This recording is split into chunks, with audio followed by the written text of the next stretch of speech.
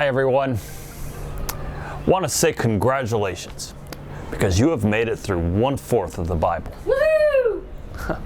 Amy likes that as well. We have read a lot that is very, very familiar.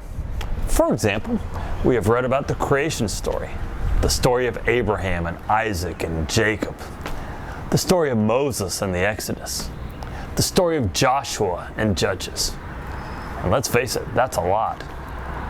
Of course, we've also read some difficult stuff about laws we don't fully understand and about God's commanding people to kill others, which actually seems contradictory to the commandment not to murder. But we've read some good stuff and some tough stuff. And that kind of makes sense to me. You see, we're not ever going to be able to grasp everything God with our limited minds and experiences. We read and we trust the Holy Spirit to give us understanding at the right time. For some things, that understanding may come on the other side of eternity, or later on in our journey of faith.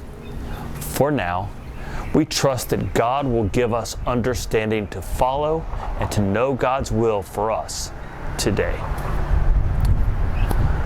Last week we left off with Saul just being anointed king of Israel. God didn't want the nation to have an earthly king, but that nation wanted to be like all of the other nations. This week we read that it didn't take long for Saul to fall out of God's will. He lacked patience and trust, and he made the choice to offer a burnt offering before Samuel arrived. God rejected him as king. There was another who was to be after God's own heart, and that king was David. He is anointed king by Samuel with the clear reminder to not only Samuel but also to us that God doesn't look on the outward appearance. God looks at people's hearts. I think that is still a good reminder for all of us. The story of David and Goliath comes next, and let's face it, that's a fabulous story. Sometimes we too are faced with insurmountable odds, but we can face those challenges in the name of the Holy One of Israel. God can and does give us victory. The foe against us is never bigger than the God who lives in us and fights for us. The rest of this week, we will read about the conflict between Saul and David. You see, King Saul is jealous of David, and despite the times when David proves his loyalty, he seeks his life. David remains faithful to Saul and to God, though. You know, these stories are interesting and somewhat fast-moving, even if we can't relate to being chased daily by a narcissistic king. The takeaway in these stories is that our role is to be faithful, even when faced with challenges that are not of our own making.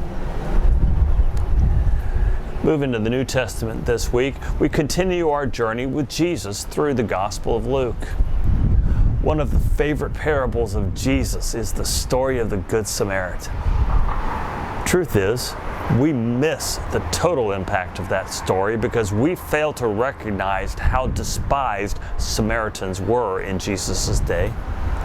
They were hated. And when Jesus uses the Samaritan as the one who went out of his way to help, and therefore he becomes the hero, people must have been more than just a little upset with him. May we look at those in need and do all in our power to help, regardless.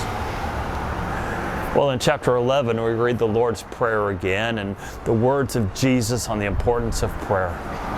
May it draw us to our knees. In fact, it may not be a bad idea to flip back to Matthew's Gospel and take a look at the two versions of the Lord's Prayer together. See how they are different and how they are same. But above all, may they draw us to our knees. Well, I need to go, because it has been somewhat of a crazy week. But I encourage you to continue in your reading, enjoy, be challenged, put into practice what you read. God bless you.